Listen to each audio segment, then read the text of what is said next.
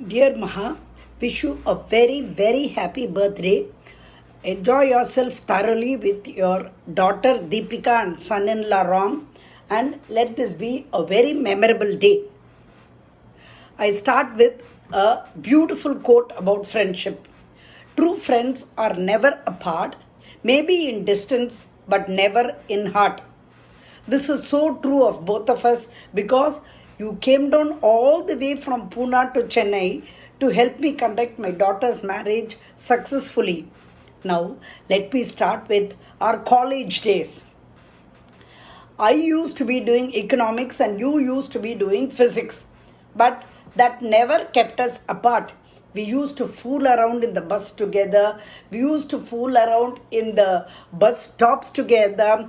We used to move around cutting classes and going to pictures, hotels, restaurants, and whatnot. If there were two persons who were bent upon cutting college, it was only Mahalakshmi and Rama. But still, we managed to do well in our academics and came out reasonably proud and making our parents also proud of us. Then I went on to do my MA Economics and you went on to do your profession. I went into the Central Excise Department and you went into the BSNL Department. But still, we kept in touch and were always meeting each other. Do you remember the days when we used to cut college and go away to movies, saving the money from our bus charge and our train charges, and then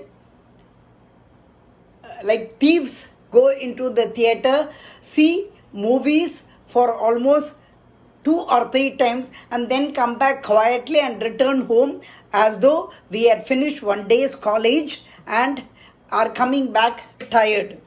Those were the days, Maha. We really enjoyed without any worries or stresses or problems.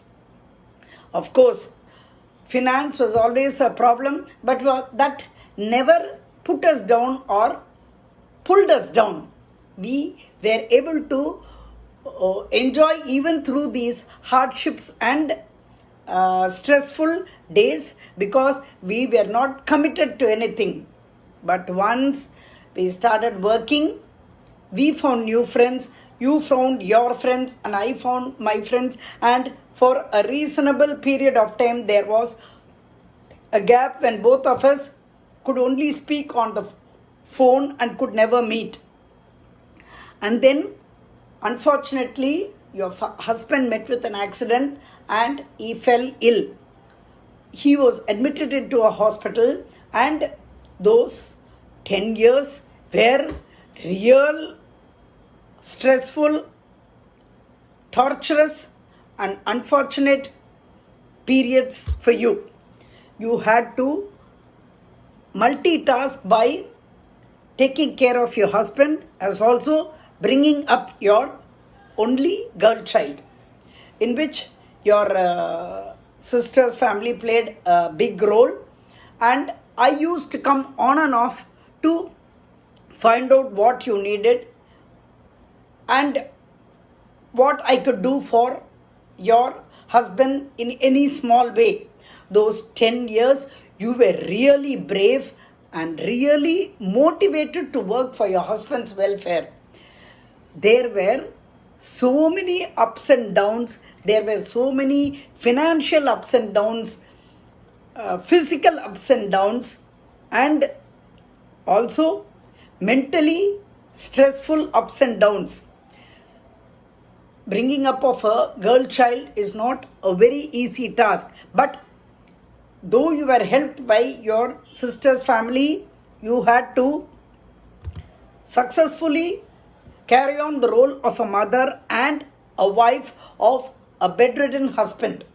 But your dedication and devotion towards your husband and your daughter never changed at any point of time. even though there were nurses looking after your husband, and the namesake mother-in-law was burdened on to you, you never ever flinched, or you never showed your face to anybody, but went on with your job, your bringing up of your child, and looking after your husband. You even went to the extent of selling a house to financially support the looking after of your husband. All these were very stressful periods which you went through and came out successfully, though in the end you were unfortunate enough to lose your husband. And after that, there was only doting on your daughter Deepika. You made everything possible for her. She names it and you are there giving it to her. You were really doting and pampering her to the highest extent possible, thus making up for not being able to be a focused mother during your husband's illness.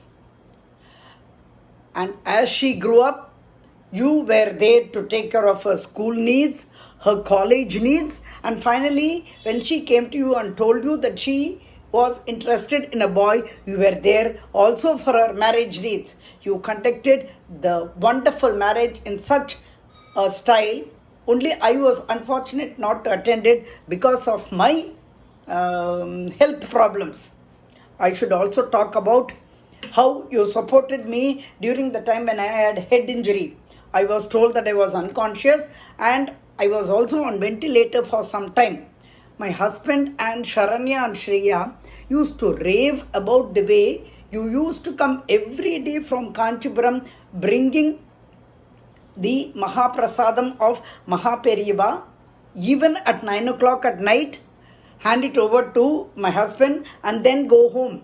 You were always there by my husband's side, spiritually supporting him, physically supporting him, and also you were a bundle of energy standing there showing my daughters that their mother had a really trustworthy, reliable and good friend.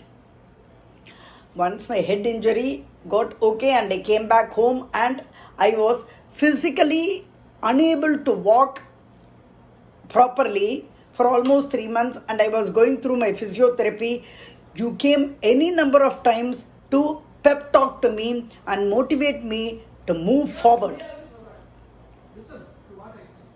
And after that, everything got back to normal and your daughter was married away and my daughter had already left for America and the younger one was in Pune studying for a law.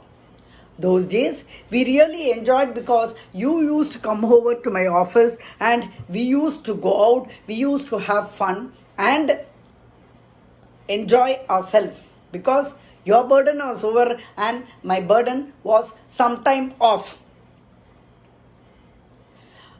I can never forget the day when my husband and I came for your retirement party. It was a very emotional one and like I felt that you are a very nice person. The same speech was repeatedly given by many people who spoke about you on your retirement day. There were tears in your eyes and in my eyes because it was a beautiful phase of our life coming to an end. I even remember the dinner we had, the lunch we had at Anna Lakshmi. Me, my husband, you, your brother-in-law and sister. It was a lovely lunch and for both of us, all the others were invisible and we were having real fun there. After that came this year, my daughter's marriage.